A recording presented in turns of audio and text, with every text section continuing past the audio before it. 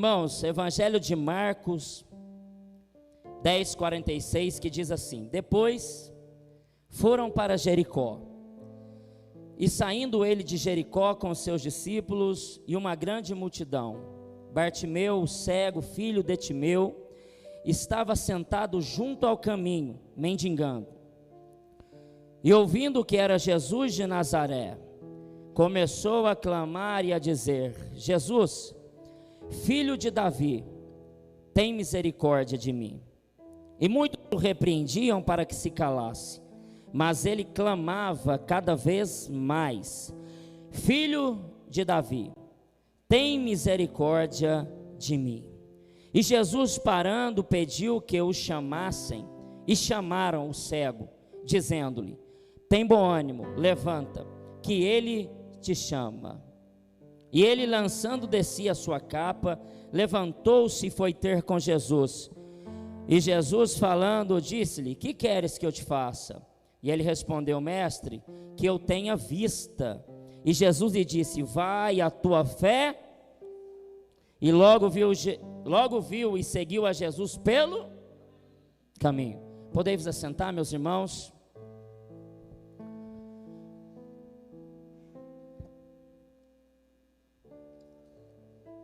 Preste bem atenção, por gentileza, nesses poucos minutos que nós temos aqui nessa noite. Eu quero trazer uma palavra para o seu coração. É bem verdade que quando nós olhamos para o Evangelho de Marcos, capítulo de número 10, o verso de número 46 a seguir, meu querido, nós vamos ver a história do cego de Jericó. Eu tenho certeza que tanto os senhores como as senhoras que me escutam neste momento, já ouviu, já viu, ou até mesmo ministrou a respeito da história de Bartimeu.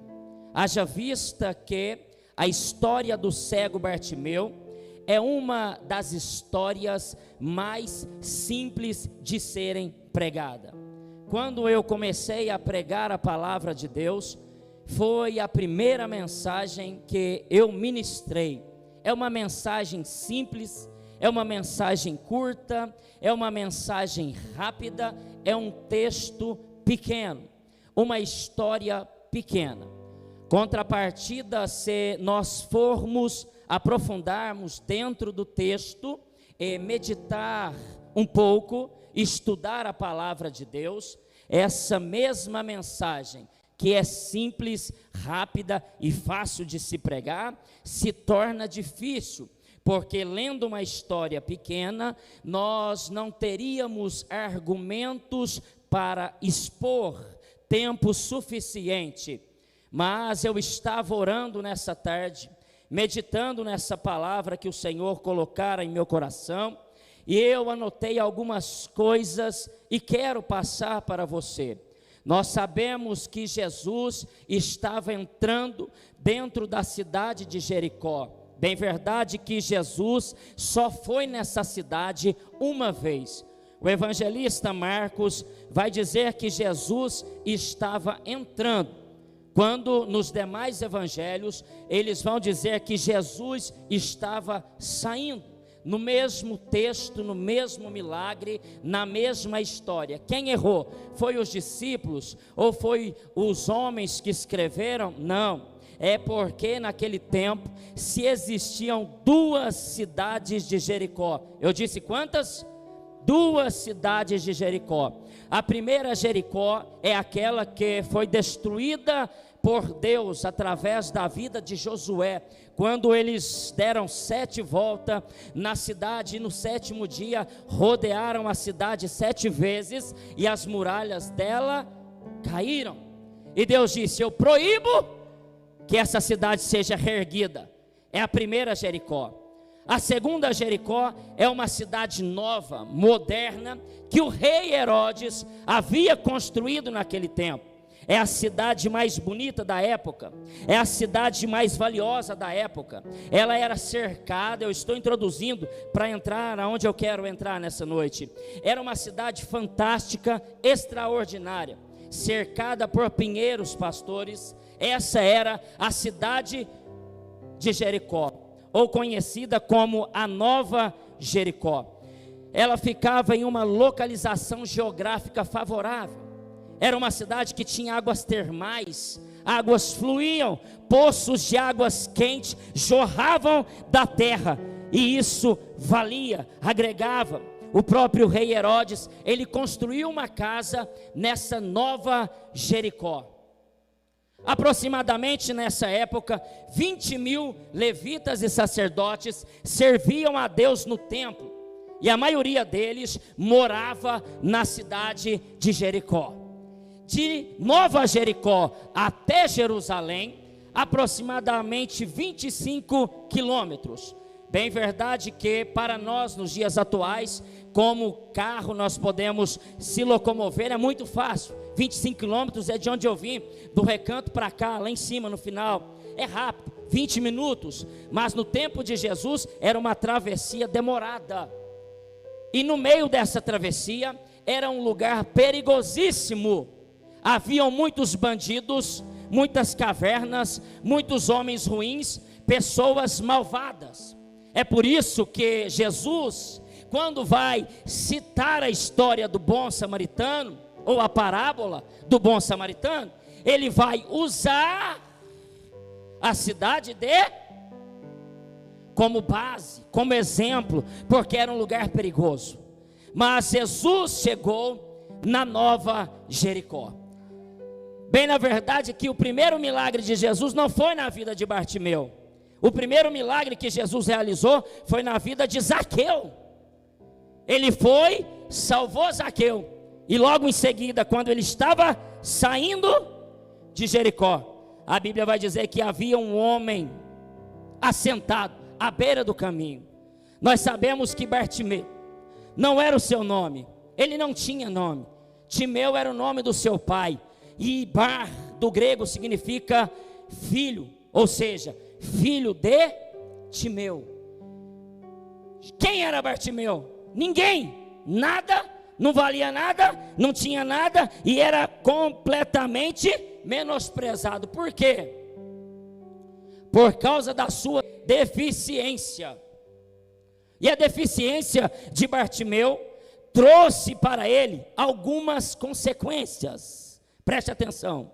A primeira delas, Bartimeu foi-lhe tirado o direito de ter um convívio social. Porque segundo a lei de Moisés, todo homem que nascesse deficiente, toda pessoa que nascesse deficiente, ela não podia ficar com os outros, ela não podia ficar como as pessoas normais, elas eram excluídas da sociedade.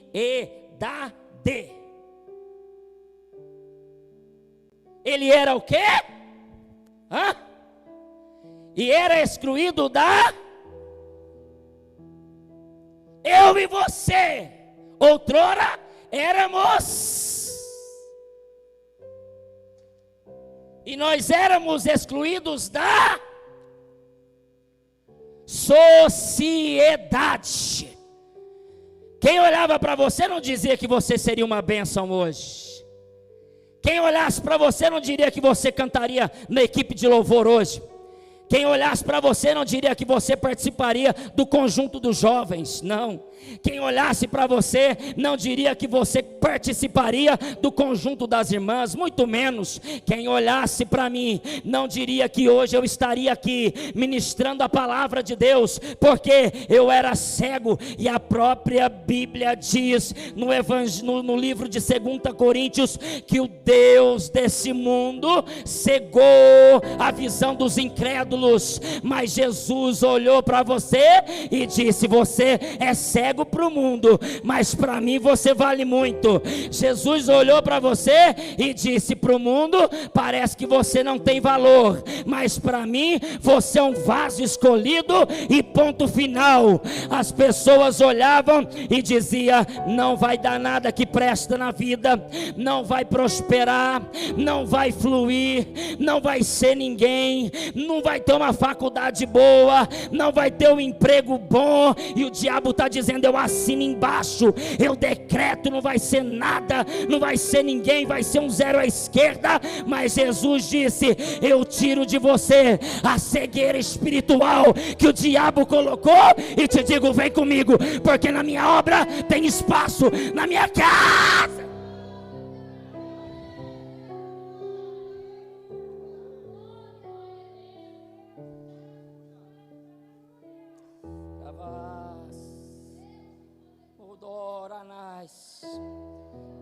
Na minha casa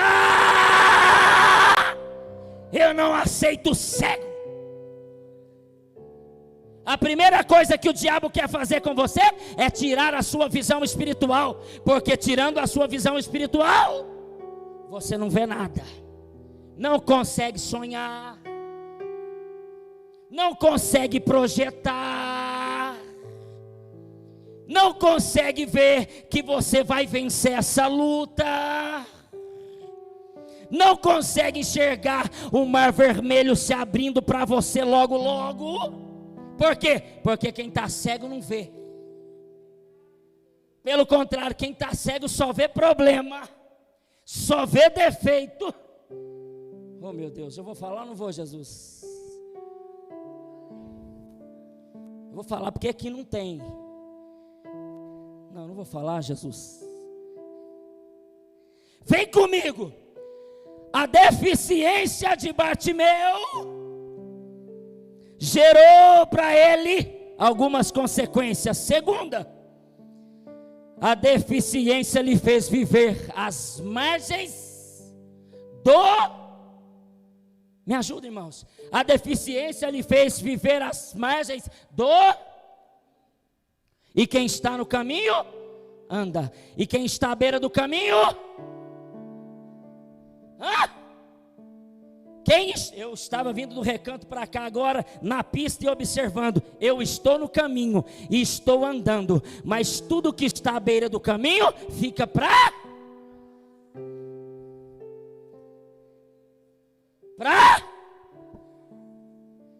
Aí Paulo vem me dizendo: eu olho para trás, mas eu vejo as coisas que para trás ficam, e as deixo para trás, e prossigo no caminho para o alvo, olhando para Jesus, autor e ei, irmão, olha para Jesus. A luta está grande, olha para Jesus. A prova está grande, olha para Jesus. O barco parece que vai afundar, olha para Jesus. A luta está vindo, olha para Jesus, porque a Bíblia diz: eleva os meus olhos para os montes, de onde virá o meu socorro? O meu socorro vem do Senhor que está no alto, fez os céus e a terra. E até porque Jesus detesta quem viva à beira do caminho. Por quê? Porque a palavra de Deus diz, Jesus disse: eu sou. Só quem é bom de Bíblia pegou. Eu sou